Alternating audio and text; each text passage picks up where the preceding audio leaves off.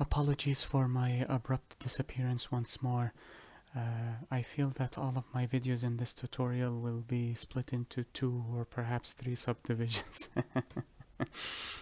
So to continue from where we left off, we stopped at dod, da, di, du. So we will continue with the next letter, which is ta. And then ta with a fatha, ta with a kasra, and ta with a dhamma. Remember, this is a heavy T, so it's ta, but instead of ta, it's actually ta, heavy fatha, heavy ta, sorry. Ta with a fatha is the same as the letter ta. And I'll just cross it out to remind you that it's a heavy T, not the actual T. Ta with a kasra is ti, not T, ti. Ta with a dhamma is tu, tu. Just add an extra O for emphasis that it's a heavy T, not a light T. Ta, ti, tu.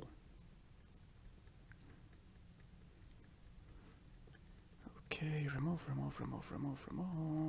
There we go. So I'll probably end this line with those 3 letters. Ta, ti, and tu. Next one is the same as ta, but with a dot. Va, which is a heavy zal or a heavy th.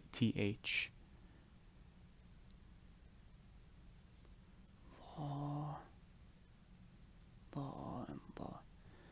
Fatha, kasra, dhamma. So remember, it's the th sound but heavier. So it is, where's the letter? This, but heavier. A mixture of ta and zal together. Va with a fatha is va, the same as the letter, but heavy. Va with a kasra is vi, not the, vi. Again, heavy letter.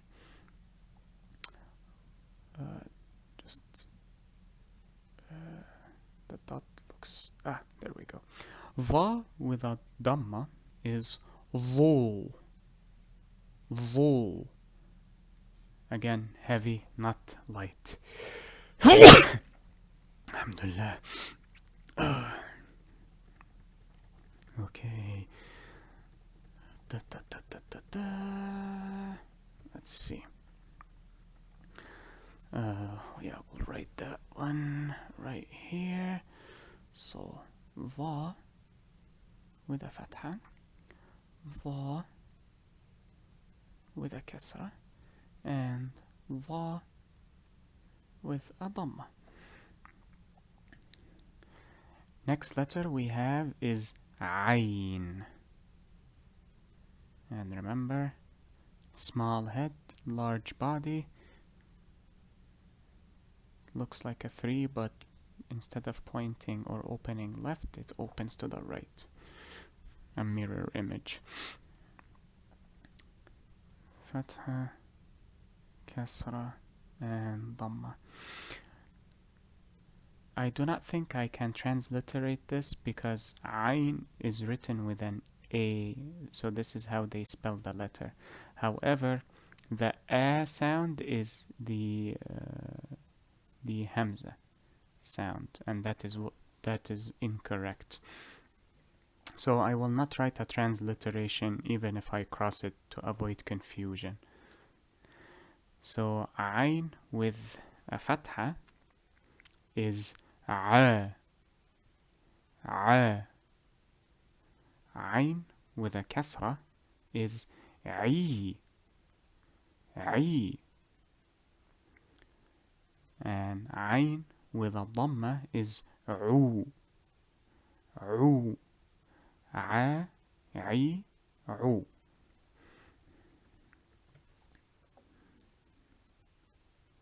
عين with a فتحة. Oh, small. عين with a كسرة and عين with a ضمة.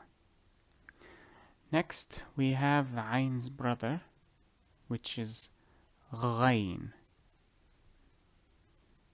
the gargling sound.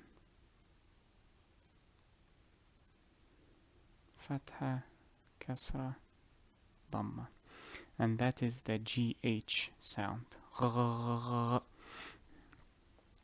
غين. غين with a فتحة is غا. غا.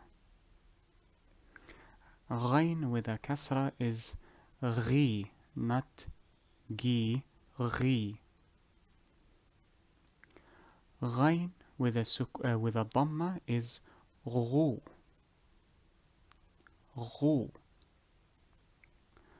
غا, غي, غو.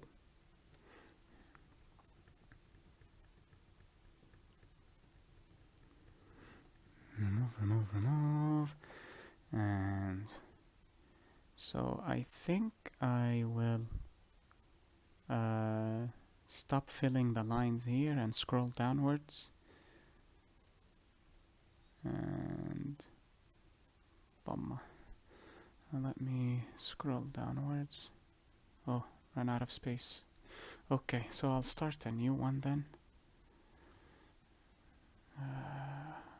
Okay, and I'll continue from here. Where did we stop at? غين. Next letter is fa, the F sound. Fa, and remember, not fa, fa. Fa, I believe, is the, what was it, the deodorant brand, if I recall correctly. Fa with a fatha, fa with a kasra, fa with a dhamma. Fa with a fatha is the same as the letter fa. Fa with a kasra is fi, or fi, if you would like to replicate the giant from the Jack and the Beanstalks. Fi, fi, fo, fum. Fi. Fa with a dhamma is fu, not fo, not this one. Fu, or kung fu. There we go. Fu. Fa, fi, fu.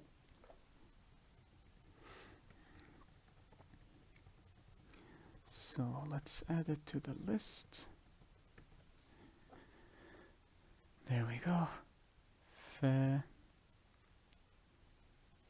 fa, fa. Fatha, kasra, dhamma. And do not worry about the differences in length. It does not matter at this point. Until we see how each letter fits in a word, then you will be able to gain insight regarding distances and when should you make a letter long and when should you make a letter short. Next is the heavy K, or slightly Q. Qaf.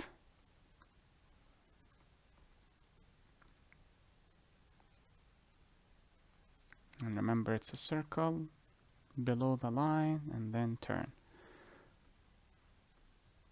Qaf. Qaf with a fatha is qa. Qa. Qaf with a kasra is qi. Qi. Not ki, qi. Qaf with a dhamma is qu. Qu. Qa, qi, qu.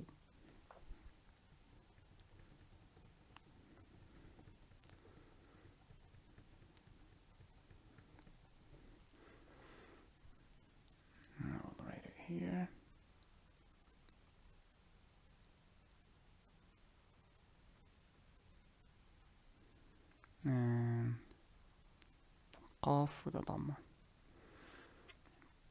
Next is the K sound, which is the right angle, turn upwards, then Hamza.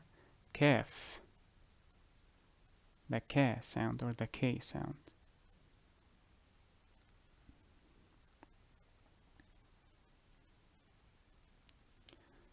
Kaf with a Fatha, Kaf with a Kasra, Kaf with a Dhamma.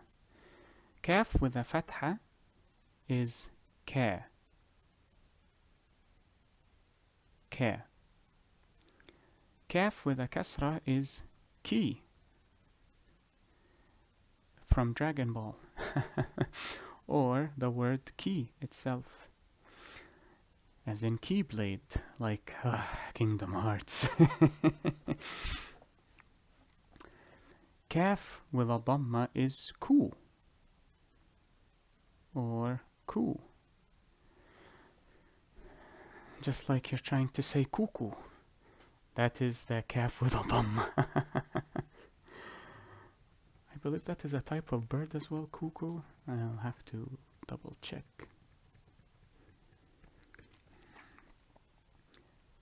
Kaf with a Fatha. Kaf with a Kasra. And Kaf with a Dhamma. Next we have Lam. Lam. Or Lam. Lam with a Fatha, Lam with a Kasra, Lam with a Dhamma. Lam with a Fatha is La. Which is also the sound that we will enunciate when we say the word no in Arabic. However, we will elongate a bit, so it is La with two A's. We will come to that in a separate lecture, do not worry. For now, Lam with a Fatha is La. Lam with a Kasra is Li. Not the French article le, Li, or from Tekken, Li Wulong, or sorry, that was Li Chaolan if I recall, and that was Li Wulong, yeah. Li. But do not elongate, so it is Li, not Li. Li. Because if you elongate, you're adding a vowel, which we will discuss in a moment.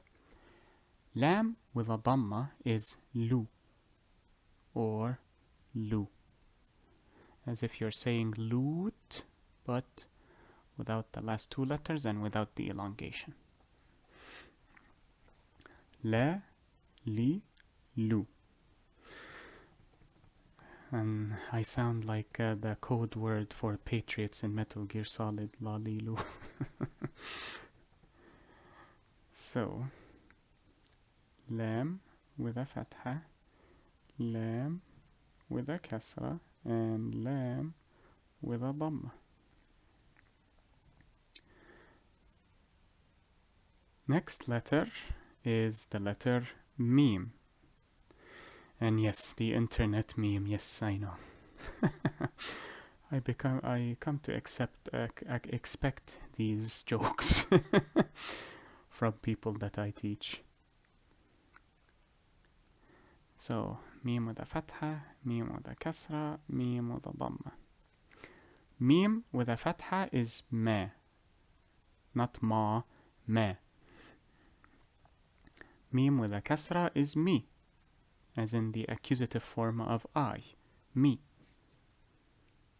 Or the dative as well, yeah. Or dative. Dative is in German. Meme with a Dhamma is Mu. You can think of it as the sound that the cow makes, Mu, but without the extra O. And please do not say, what does the fox say? I hate that song. Ma, Mi, it's saving, okay. Ma, Mi, Mu. Ma, Mi, Mu. Ma, Mi, Mu. Yep.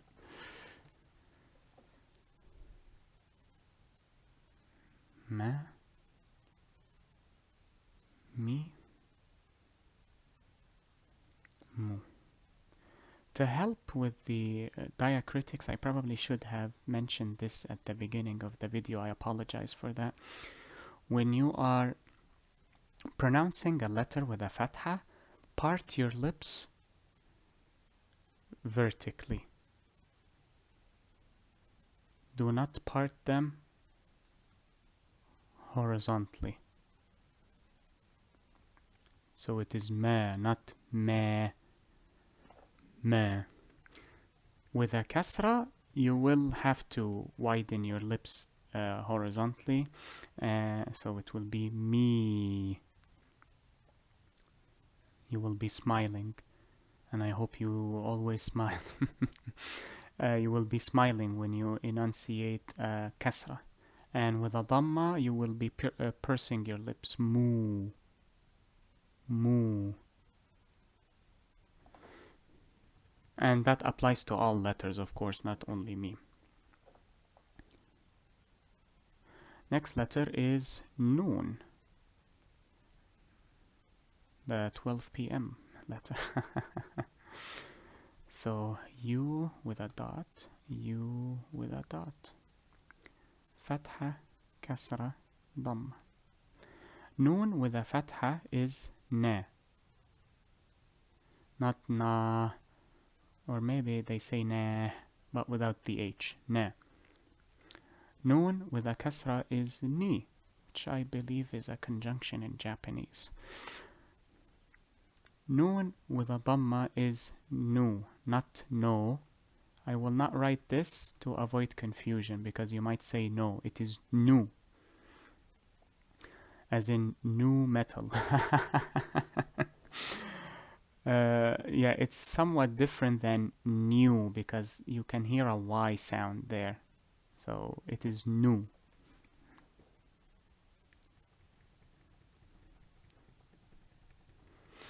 Remove. There we go.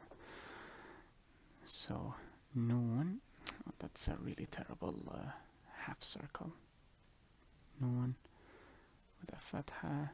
Emphasize the dot. Noon with a kasra. And noon with a dhamma. I'll be leaving a copy of this in the description below through Google Drive or a link to actually, yeah, because I made this, it won't be on Google. If I am unable to provide a link on Google Drive, you can simply pause the video and print the screen to have a physical copy. Kaf lam mim nun ha. Okay. Next is the letter ha, not ha, not ha ha ha. It's ha. So triangle, circle. You can close it if you want. If not, it is not a problem. So do not worry about closing the space.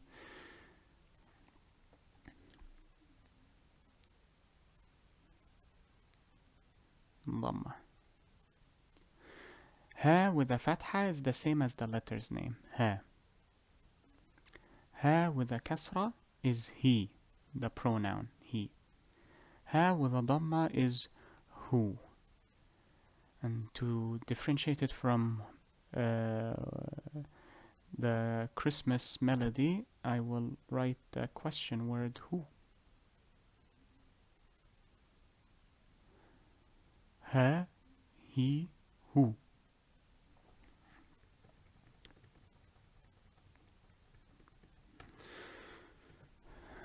Okay, so 1, 2, 3. Just elongate this a bit. Dhamma, kasra, fatha. Last two letters, we have wow, which is similar to wow. Not World of Warcraft wow. But it's slightly heavier. It's wow. So I'll just make a cross to remind you it is not wow. Oh man, that game is not a good game. Waw with a kasra, waw with a dhamma. Waw with a fatha is wa. Waw with a kasra is we, the pronoun we. Waw with a dhamma is wu or woo. And if there are those who listen to music, Wu-Tang, remember Wu-Tang from, I do not remember the members comprising that band, but yeah, wa, we, woo.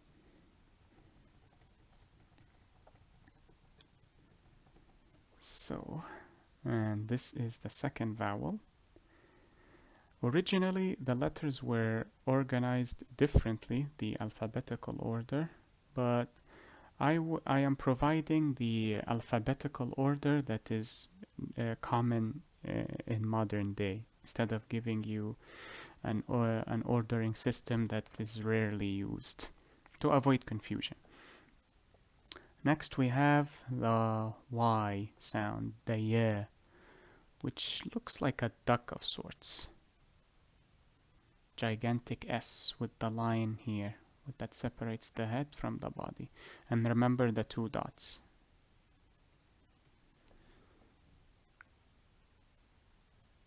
Of course, if you're writing proper Arabic, you will not need dots, but since Arabs lost the connection to their heritage, unfortunately, even Arabs need to see the dots and the diacritics to be able to read Arabic. And it's saving again, okay. Ya with a fatha, ya with a kasra, ya with a dhamma. Ya with a fatha is the same as the letter's name, ya. Ya with a kasra is ye, as in ye shalt be as gods, or hear ye. Ya with a dhamma is you, the second person pronoun, you. Ya, ye, you.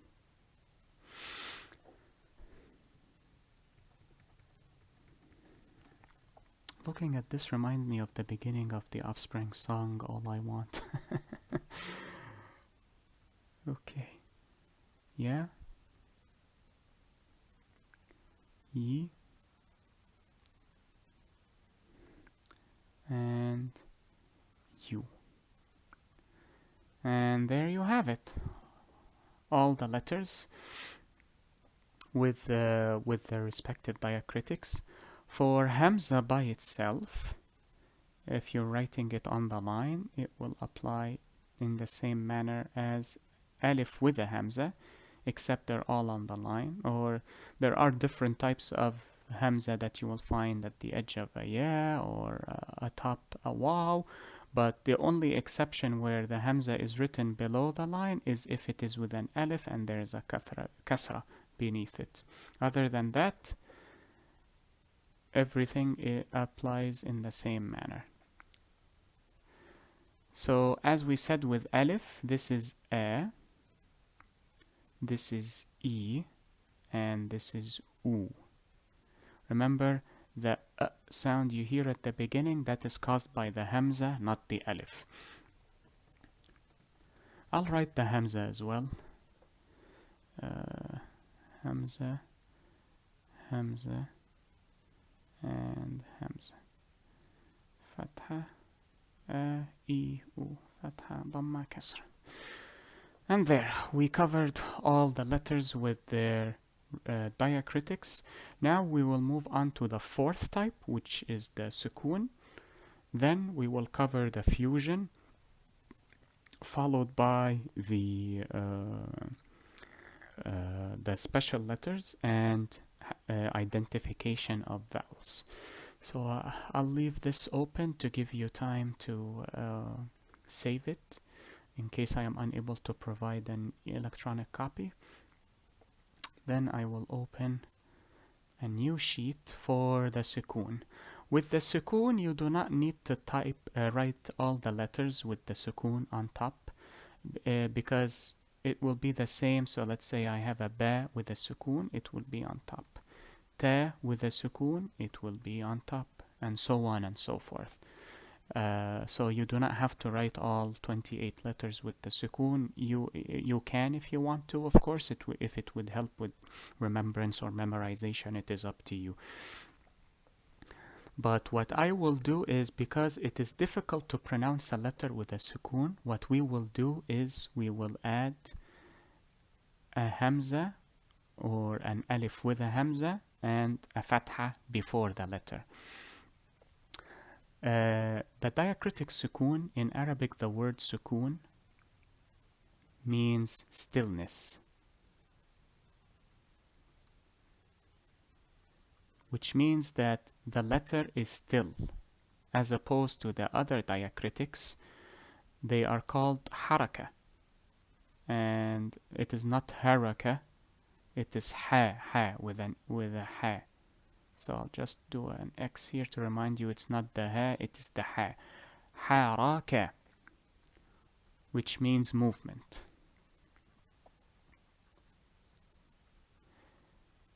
This applies to the fatha, and I'll write a ba here, the kasra, and the dhamma, because you actually moved the letter, or you moved your lips to enunciate the letter ba, bi, bu. There was movement. Here, it only applies to the sukun, and that means the letter is still. So instead of saying ba, or bi, or bu, ba with the sukun is b. Your lips do not move in any particular direction. You simply enunciate the letter extremely lightly. It is somewhat vague. So ta with a sukun will be t. Tha with a sukun will be th. So to be able to emphasize the pronunciation for these letters, we will pronounce it with an alif fatha, alif and hamza fatha before it. That way I am able to highlight how a letter sounds with a sukun. So I will add an alif with a hamza and a fatha before the letter. And to refresh your memory, alif with a hamza and a fatha is a. So we will be combining it with another letter right after it that has a sukun. So the first letter is alif with a hamza sukun. When you wish to pronounce this together, it will be a.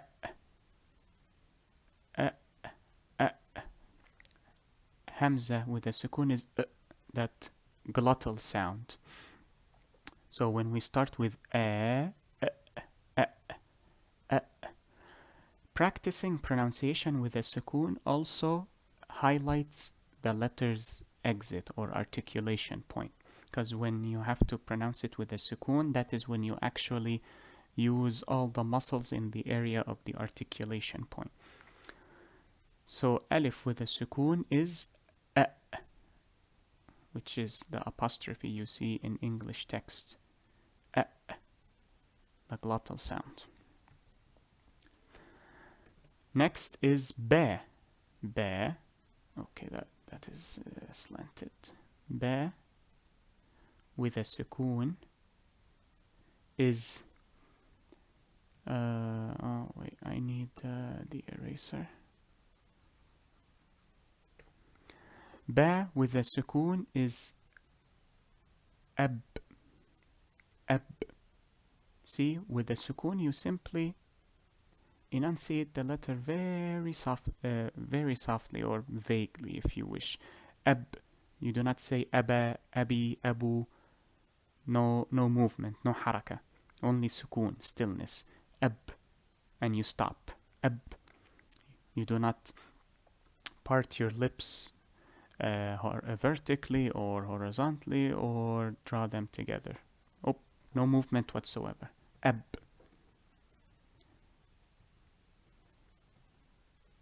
And now alif, hamza, and the fatha with ta sukun will be at, not at as in English. At, very quickly. At. Do not elongate. Do not say at. No. At. Pronounce this literally. Forget about English. Do not elongate. At. Now, alif with a tha sukun is ath. Of course, you can have alif hamza kasra before the letter.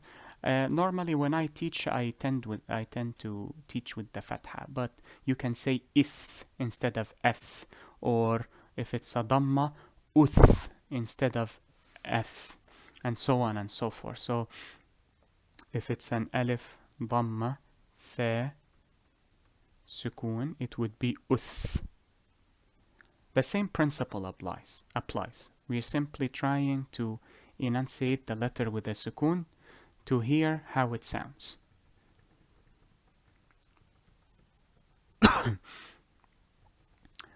Now for the letter Jim. That's a bit too low. Jim sukun is aj. Aj. It's not ajja or ajji or ajju. Do not add a second J. It is not aja, aji, uju, aju, sorry. Aj. Aj. Aj. One J, one G.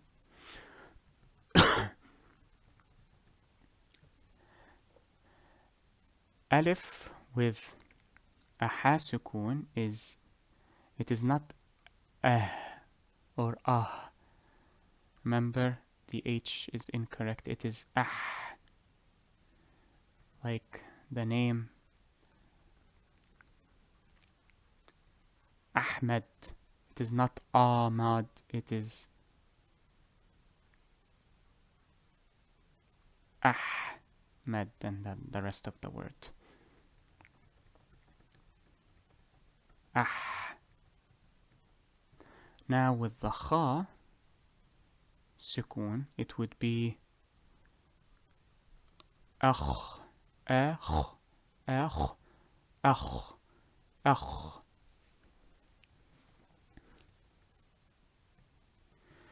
With dal sukun, it is ad, ad, ad, ad, not add. Add the Latin one, as in ad libitum. Ad. Now with val sukun, it is adh, adh, adh, adh, adh. This is different from the tha, and we talked about the differences in pronunciation. This is from the word thought. This is from the word then, that, the, and so on and so forth. Now with ra, we will write it 3 times, and I'll show you why. Remember, with ra, we said ra is heavy with fatha and dhamma. Ra, ru. With kasra, it is ri, very soft. This applies to sukun ra as well. So, what we will do is do this. And remember, it is ra, not ra. You need to be vicious with the letter. Alif with a hamza and a fatha followed by ra sukun is ar. Ar. Pretend you're a pirate and you're saying arg, but without that part and a heavy R. Ar. With a dhamma, it is ur. Ur. Ur. Ur. With a alif hamza kasra, ir. Ir. ER or it would be IR. Ra with a sukun is light as well if it is preceded by a letter with a kasra. If Ra has a sukun and follows a letter that has a kasra beneath it, it would be light Ra, as if it is Ra with a kasra beneath it. The same applies for if Ra sukun, if it is preceded by a letter with a fatha or a letter with a dhamma. It will be as if it is Ra dhamma or Ra fatha. In this example, Ra is heavy, the same as here. Ra is heavy, the same as here. Ra is light, the same as here. Ar, ur, Ra, ru. Ir, ri. Ir, ri. You can ask a question, well, what if Ra is preceded by a letter with a sukun? How do I pronounce it? Look at the letter before that. If it is fatha here, then heavy Ra. If it is dhamma here, heavy Ra. If it is kasra here, then light Ra.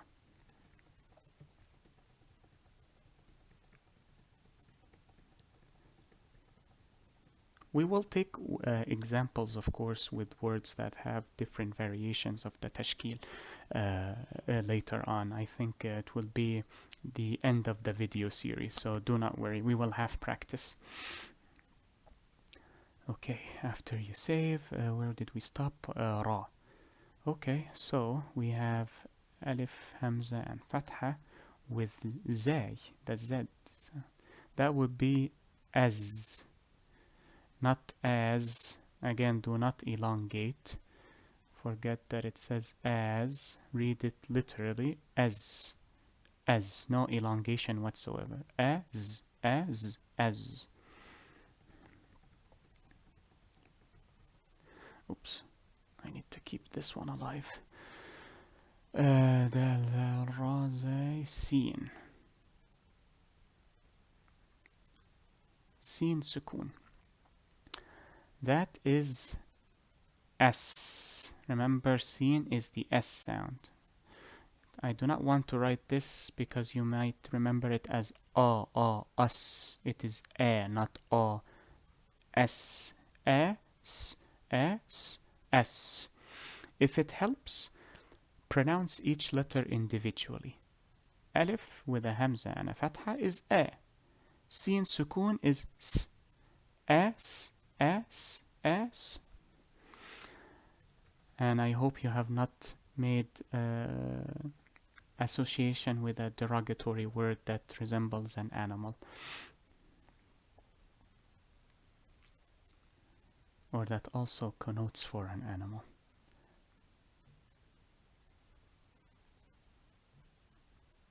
Sheen. Sheen sukun is ash, not ash. It is not pronounced that way. Not ash.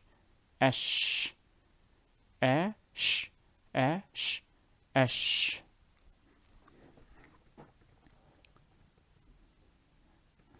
Okay. This might be a bit difficult because it's a favorite letter amongst people.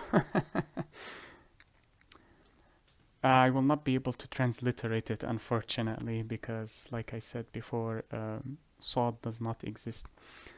Else, else, else, else, else, else. Then we have one with the dot, Dod. Do, do, do. Aldo, aldo, aldo, aldo.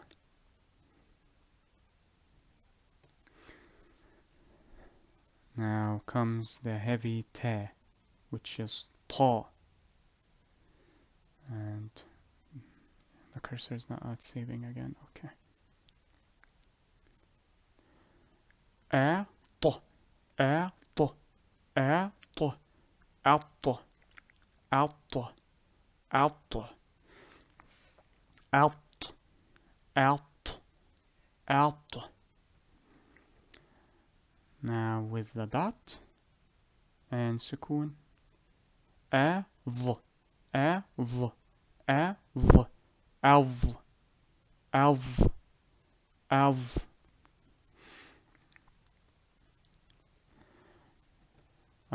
Now this would, if you have not practiced with Ain, this will be quite difficult. Alif with a Hamza and a Fatha, followed by Ain with a Sukun. A, A, A, A, A, A, A, A, A, A. I believe that is also a sound people make when, if they have heartburn. Perhaps when they are releasing gas from their mouth, it would be I remember hearing it in a movie somewhere. I'll have to double check.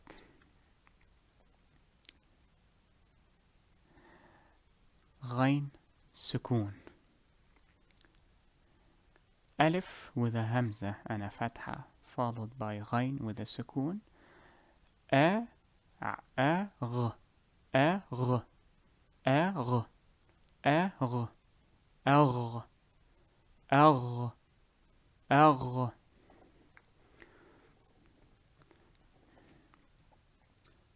Now with the Fa, finally a letter I can actually transliterate. F.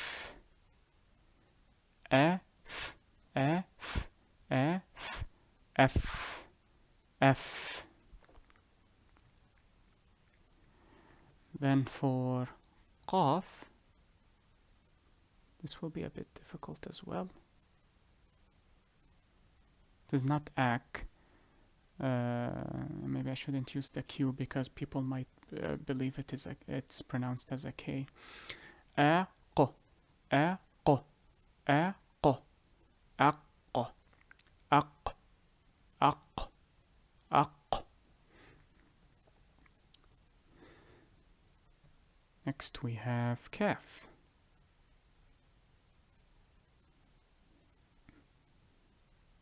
Ak, Ak, Ak, Ak, Ak. Lam, the sukun, that is Al, Al, Al, Al, Al, Al.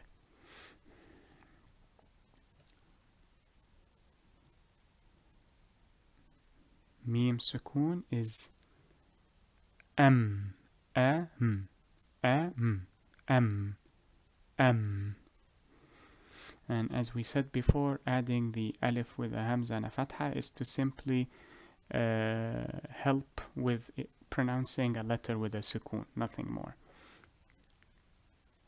Noon, sukun, is an, an, an, an, an, an. The beauty about Arabic is that it is pronounced the way it is spelled. So if I have a alif with a hamza and a fatha and then noon sukun, I would say an. There will not be any other way to say it. So hopefully that makes it easier for learning as well. Kaf lam mim nun ha ha.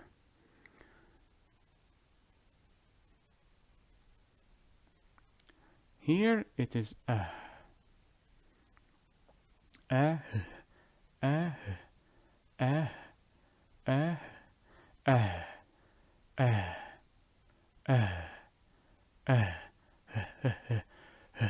with a sukun is as if you are panting or gasping for air while running, or sighing in relief. Although a relieved sigh would be much longer than that.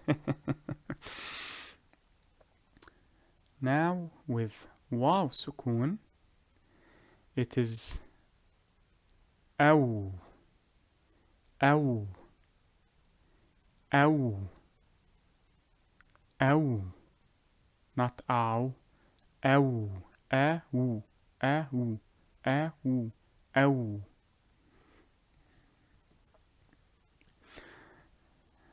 Then comes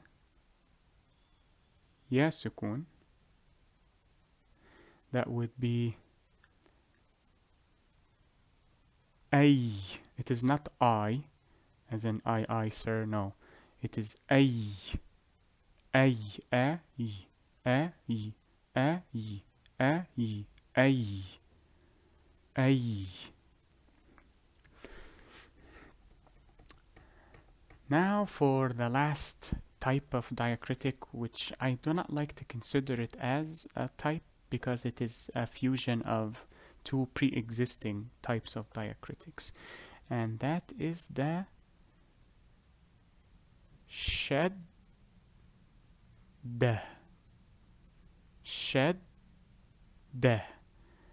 Notice the two D's.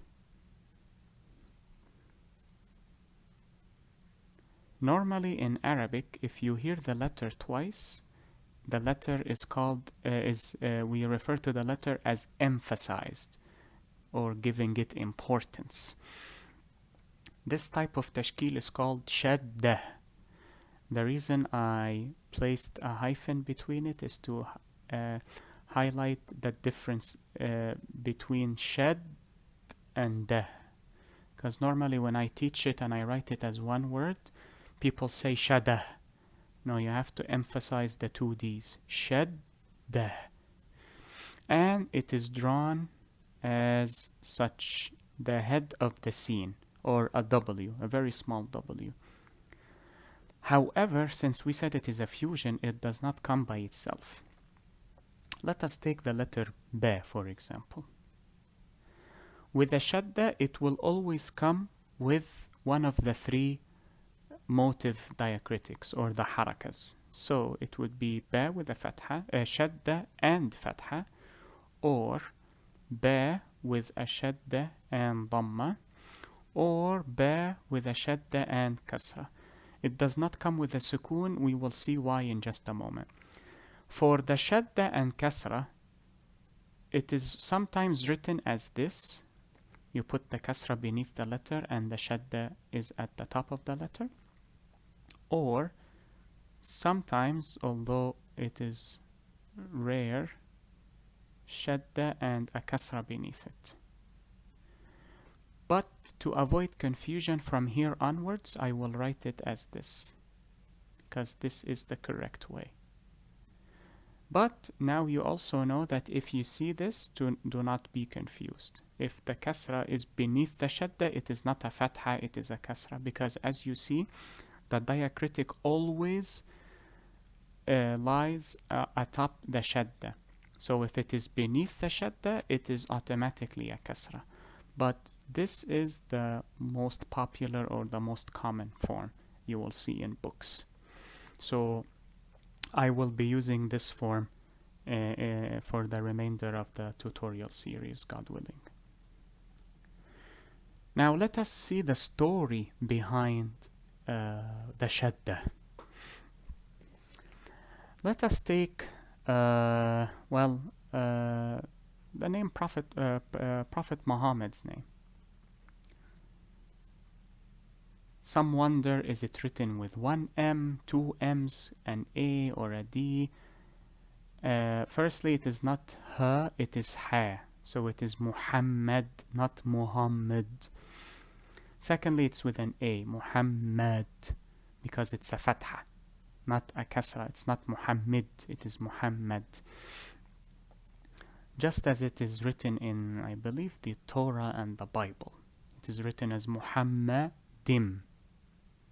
And I believe that suffix indicates exalted status, if I recall correctly.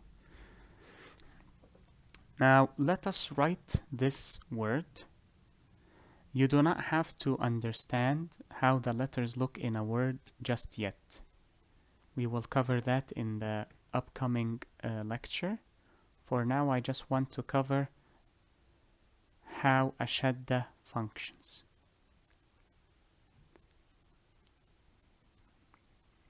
Mu, mim, dhamma. Ha, fatha. Two M's. Then ad. You see it stops at the dal, so the dal has a sukun. How would I write two M's with an A? An A means fatha. So how do I write two M's? In the olden days, this word would be like so. The ha looks terrible. I am writing with the graphics tablet and it is quite difficult. Mu, ham. What would be here if you said sukun? Excellent work. If not, listen to the word again. Mu, ha, See, the M here is by itself. No A, no E, no O, no tashkil. No haraka. There is a tashkil which is sukun. Mu, ham, ma, d.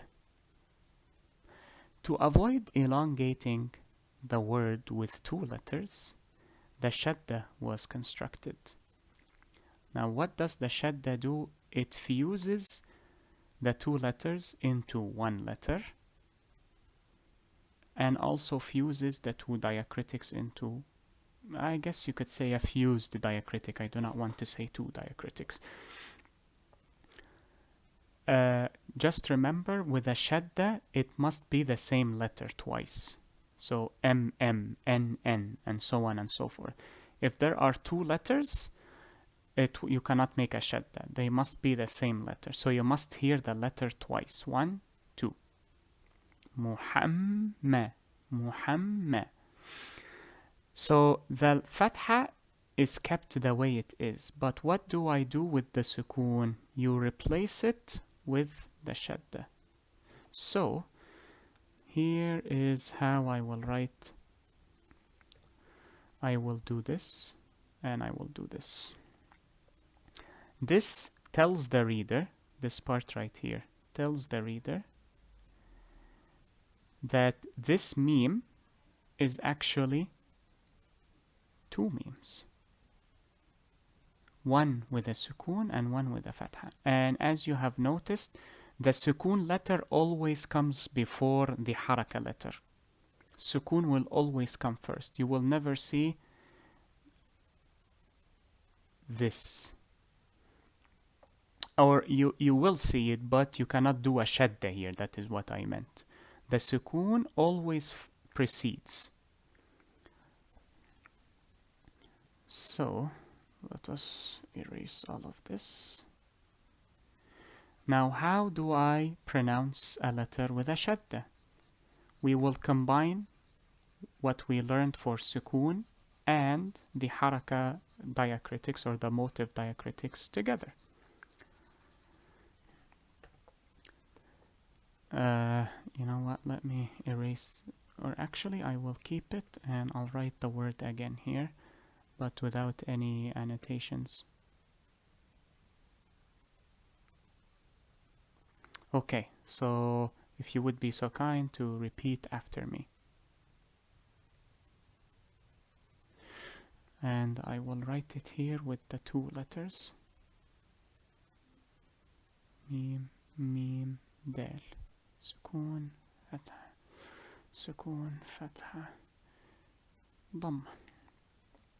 Mim dhamma is mu. Yes. Not mo.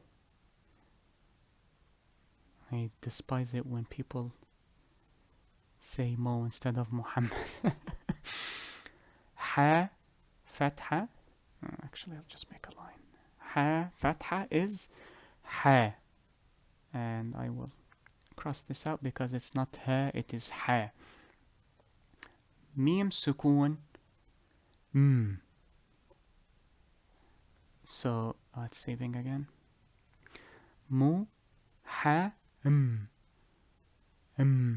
ha ma d mu ham mad mu ham mad. This is why for the sukun exercise I wrote it with a letter before it to make it easier for the viewer to learn how to pronounce letters with a sukun. Mu ham ham ham muhammad mad mad Muhammad Muhammad. So here it will be Hamad. You must hear the letter twice. If you do not hear it twice, you are not enunciating one of those two. Muhammad Muhammad Muhammad Muhammad. And this applies for any letter with a shadda. So let us take another example, the word tree. Okay, almost done. Come on. I wish I could select and delete, but I do not. I tried it the first lecture and was a disaster. The word tree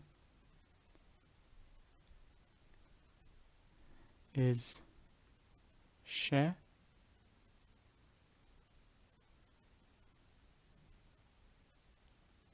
Again, you do not have to worry about how the letters look within a word, because we will cover that. Oh wait, shajara does not have shadda. Let me see. Okay, let us. Oh no, that has a special letter. I cannot think of a word. Oh man, a word with a shadda. Word with a shadda. Okay, let us take this word.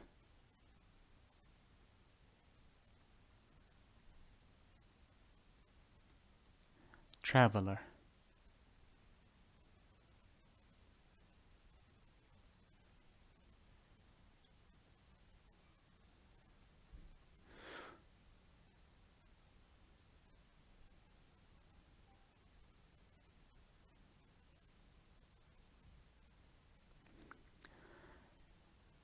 We will not cover why this alif has a sukun on it but no hamza, because this is a vowel. We will cover it in a bit. I just wanted to highlight this part right here, the first two letters.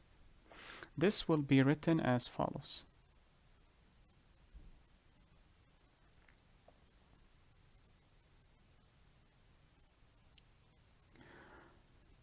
Sa, ay, ya sukun preceded by a letter with a fatha gives you the ay sound. So sa, yi, say, yeah, say, yeah, say, yeah, say, yeah.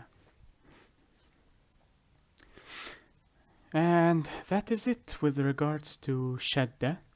We will cover more of the shadda when we actually take different nouns, different verbs, adjectives, prepositions, conjunctions, and so on and so forth. Because shadda is a very popular diacritic because it gives emphasis. The difference between shadda and a sukun is if a letter has a sukun, it does not indicate strictness, whereas if it has a shadda, it indicates strictness. That applies for verbs. So when you will see examples, I'll be giving examples from the Quran, because that is the God's words, or God created the Arabic language, so his words are the origin of Arabic. So we will be taking examples from the source. I feel it is beneficial for the learner to learn from the Quran, because that is the best way to improve your Arabic. and I speak from personal experience, because in school they do not teach very effectively, unfortunately. So I had to better myself in Arabic through reading and learning the Quran. There is a verse that we will cover, God willing, when we take examples. The verb to imprison, about Prophet Joseph, peace be upon him, story, when he was about to be wrongfully imprisoned or incarcerated for an act he did not commit. The woman that was wrongfully accusing him, she said, I will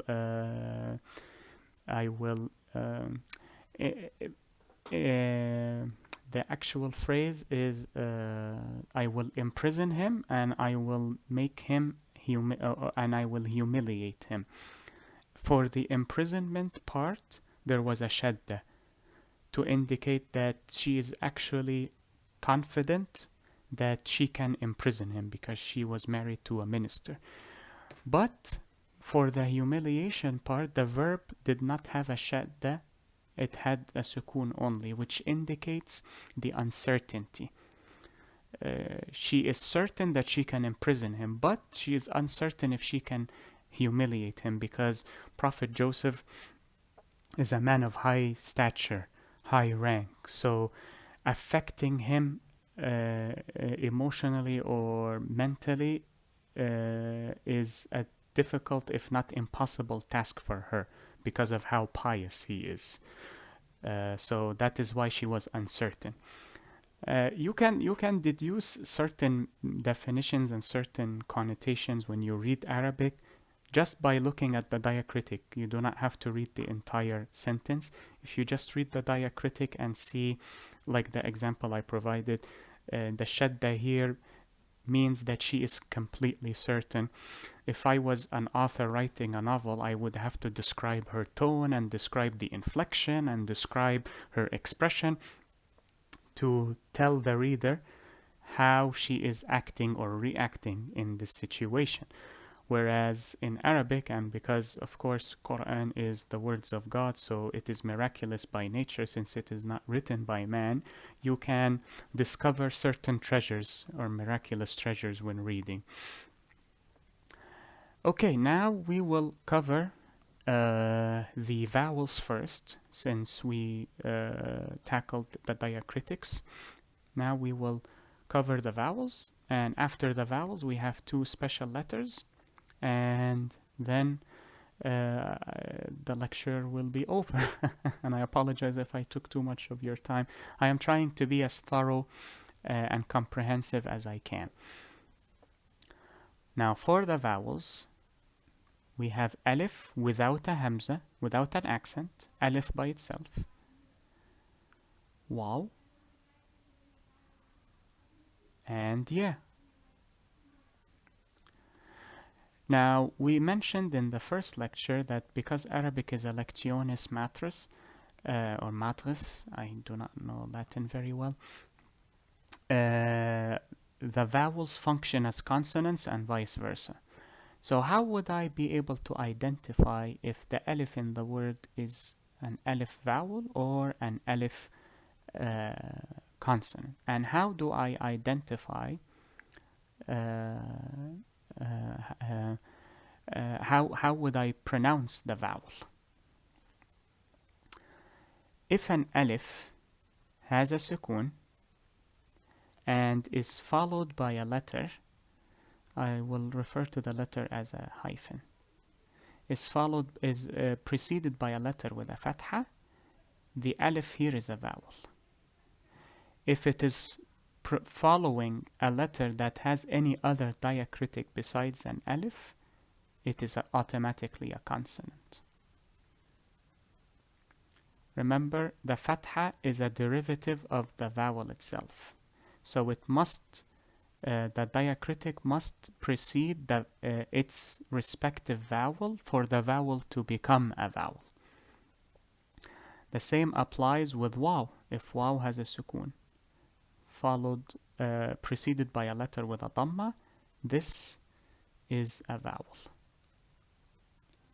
Any other permutation the waw is automatically a consonant. The same with a ya. If the ya has a sukun preceded by a letter with a kasra beneath it, then it is a vowel. Instead of using hyphens, let us use a proper letter. Ba, for example.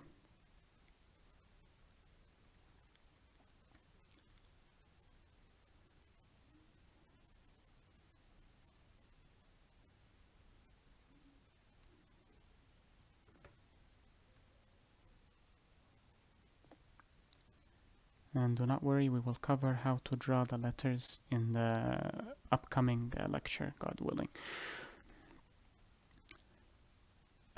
Here it is ba, alif sukun.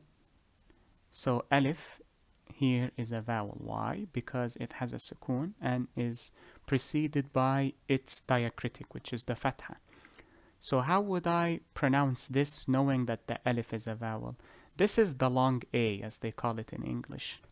So instead of saying ba, which is ba fatha, I will say ba. Ba fatha is this part, and the elongation is the vowel. The same applies here. Ba dhamma is bu. Now, if we're playing Super Mario Brothers, it would be boo. Because of the waw med. Med is vowel in Arabic. So vowel means harf med, letter of elongation.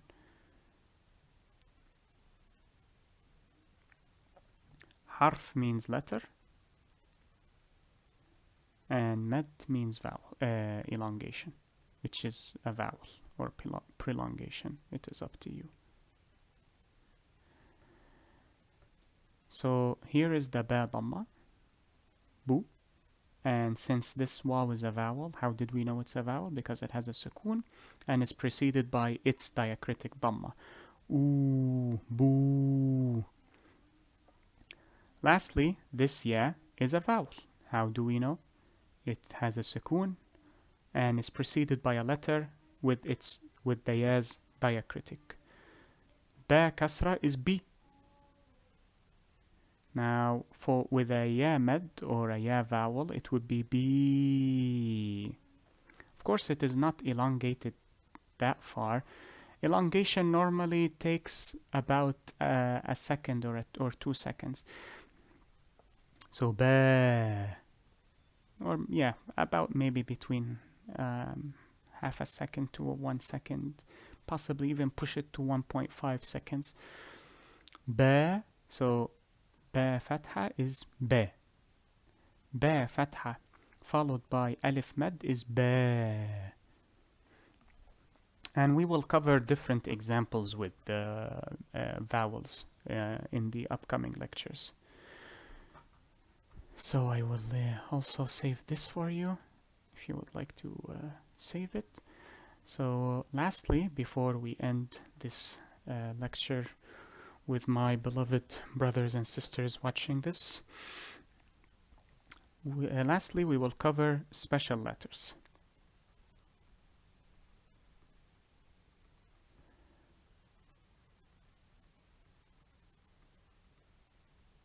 We have only 2 of them. One that is shaped like a ya, but without the 2 dots.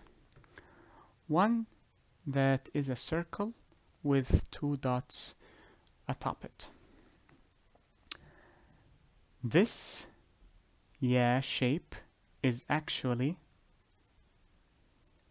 alif vowel or alif med. So when you pronounce it, it is even though it looks like a ya. Just remember, if it does not have the 2 dots, it is pronounced as alif. And the same rules apply. You will see it without the 2 dots, with a sukun, preceded by a letter with a fatha. The exact same principle. I do not know the origin of this letter. Was it created to avoid confusion, perhaps? I honestly do not know. If anyone knows the history of this letter, please feel free to leave a comment below so that everyone learns. Now for this letter, and we will understand how it functions more in the next lecture when we see how the letters fuse together. This letter has two forms of pronunciation. If it has a motive diacritic, it's saving again. Yep. If it has a motive diacritic fatha, dhamma, or kasra, it takes the place of a ta. So if it has fatha, you will pronounce it as ta with a fatha, ta. If it's with a kasra, you will pronounce it as t. And if it's with a dhamma, you will pronounce it as tu. The second scenario is the circle with the two dots with a sukun atop it. If it has a sukun, you do not pronounce it as a ta, you pronounce it as a ha with a sukun.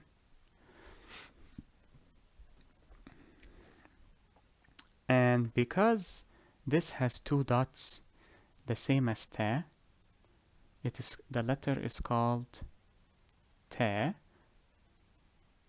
However, because it is tied together in a loop, it is called ta marbuta.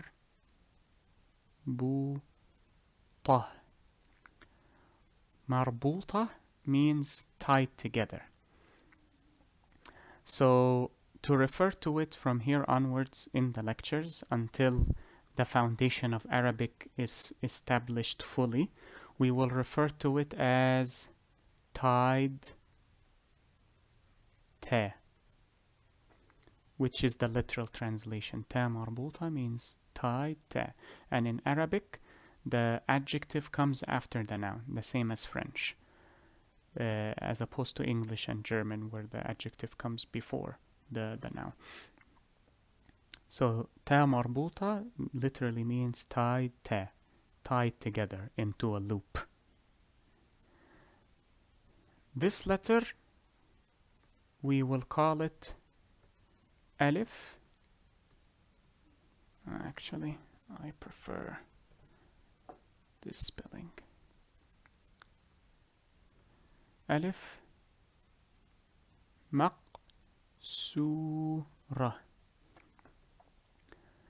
But to make it easier for everyone throughout the lectures, until you are able to pronounce and write in Arabic efficiently, we will refer to it as pseudo alif. And pseudo means false or untrue. So the false alif. Why the false alif? Because it is pronounced as an alif vowel, but is written as a ya vowel. So it's somewhat of a deceptive alif, but I prefer pseudo alif more. So this letter will be referred to as pseudo alif from here onwards, and this letter will be referred to as tied ta, the ta that is looped or that is tied together. This marks the end of the second lecture, or the second half of the second lecture. Starting next lecture, it will only cover how the letters look within a word. So how do I draw a letter at the beginning of the word, in the middle of the word, and at the end of the word? I will see if I can add another topic to that lecture. If not, I will simply keep that lecture concerned with letter formatting within a word. Then after that, we will start with articles. How do we write articles in Arabic, or what are the articles in Arabic, and Do not worry, it is only one article and it is written in two different methods, and the second method is endemic or indigenous to the area of Yemen. Most of the Arabic speakers do not use that article, so it is only one article. You do not have to worry about multiple articles. Even articles that are used to connect between a noun and an adjective in different grammatical syntaxes, it is always one article, as opposed to French, for example, or German, when the genitive is different than the dative, and so on and so forth. Then we will cover negatory words. What does no mean in Arabic, or not? Never will do this, or never did do that. Also the question words. What does when mean? What, why, how? Different prepositions, up, down, or above and below, on, beneath, until, and we will cover some nouns, some adjectives, and some adverbs. The reason I say some is because there are a multitude of words within each category. It will be quite difficult to cover all of them, and since this is a beginner's class or a beginner's tutorial level, I do not wish to provide such a cumbersome tutorial. If you wish to know more adjectives and more nouns and more verbs and more prepositions, then I would advise you to, once you have established yourself well with regards to reading basic Arabic and understanding basic Arabic and speaking and listening to basic Arabic, then I can direct you to different forms of literature for intermediate and advanced level Arabic. I do not think I am qualified to provide an intermediate level and an advanced level, because I do not think I am qualified for that, and I am certain there are videos that offer these levels much better than I do. But I will try my best to make this tutorial as comprehensive and as thorough as I could muster. The purpose of this tutorial is for you to leave with the knowledge that enables you to read Arabic, understand Arabic, speak Arabic, and listen to Arabic and write in Arabic. You do not have to write novels or poetry in Arabic or complex rhetoric. If you are able to say, for example, I run to the store, I would have accomplished my goal.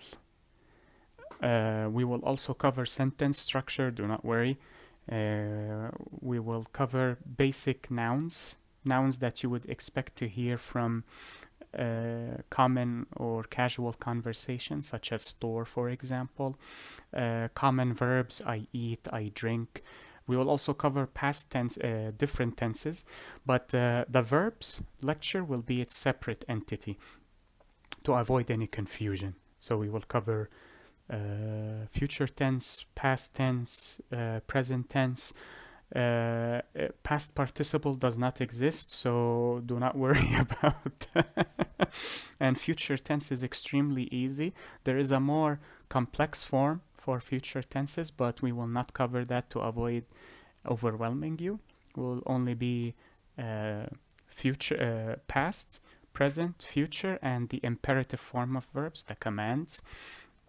And of course, verb conjugations with respect to the different pronouns.